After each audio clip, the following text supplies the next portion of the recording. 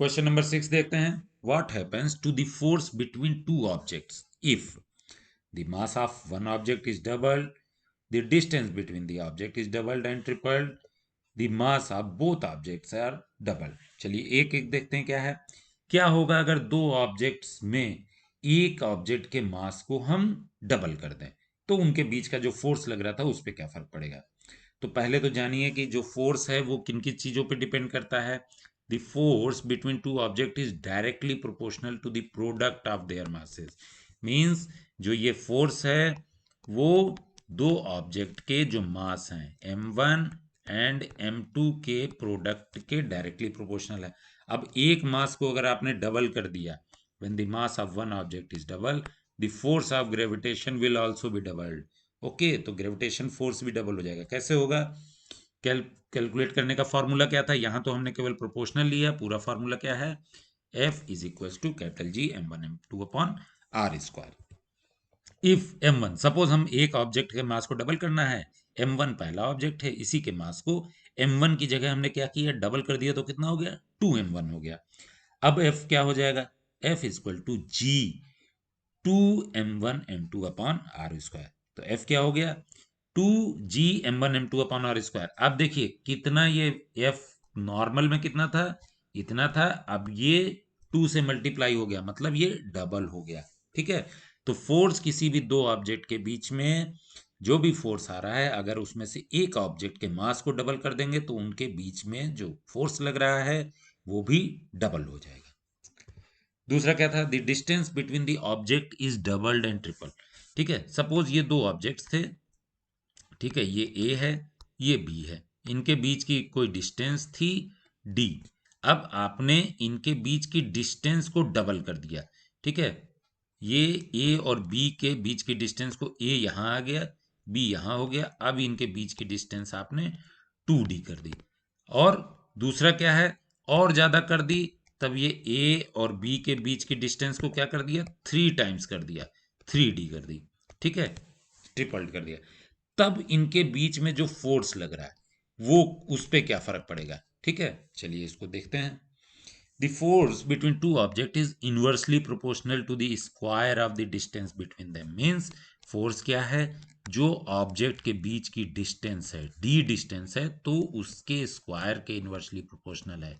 F is proportional to 1/d square. अब यहां देखिए, d जितना ज्यादा बढ़ता जाएगा f उतना ही कम हो जाएगा, बल्कि और उससे भी ज्यादा कम हो जाएगा। क्यों? क्योंकि इनवर्स में भी d का स्क्वायर लिया जा रहा है। तो क्या होगा? F equal to G m1 m2 upon R square, यही कैपिटल G वाला फॉर्मूला है आपका।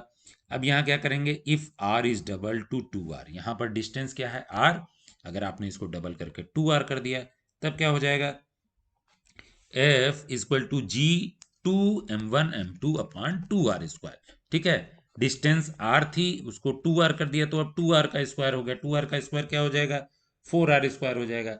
तो अब हमने इसको 4 को आगे ले लिया, 1/4 कर दिया, और ये g m1 m2 upon R square, ये प्रीवियस वाला फोर्स था।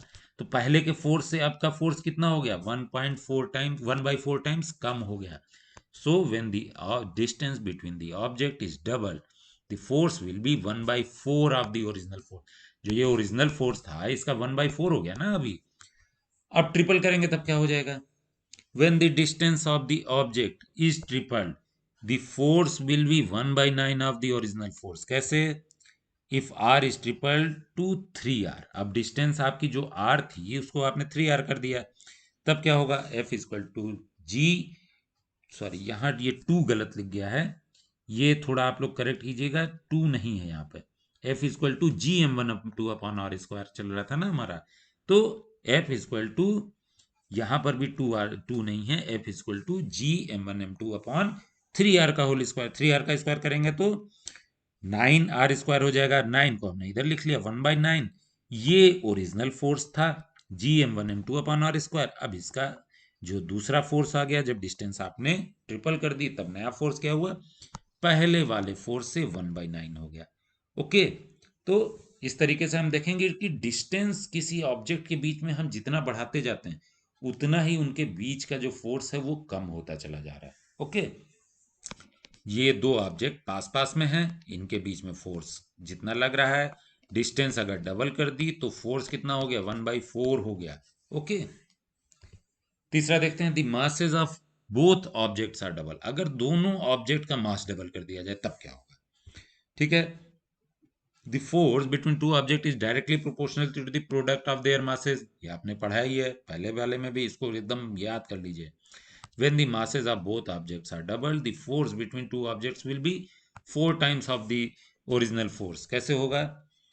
फार्मूला आपका F equal to capital G M1 M2 upon R square. जितनी बार बोलेंगे उतना ही याद हो जाएगा। अब M1 और M2 दोनों को डबल करेंगे तो M1 2M1 हो गया, M2 2M2 हो गया। तब क्या होगा? F is equal to capital G 2M1 into 2M2 upon R square. अब 2 और 2 मल्टीप्लाई हो गया तो क्या हो गया? F is equal to 4G M1 M2 upon R square. मतलब जो ओरिजिनल फोर्स था पहले G M1 M2 upon R square था ना, अब ये कितना टाइम्स बढ़ गया? 4 टाइम्स बढ़ गया। ओके, तो अगर डिस्टेंस मास, अगर दो ऑब्जेक्ट हैं, दोनों ऑब्जेक्ट का मास डबल कर देंगे तो फोर्स उनके बीच जो लग रहा था वो 4 टाइम्स बढ़ जाएगा।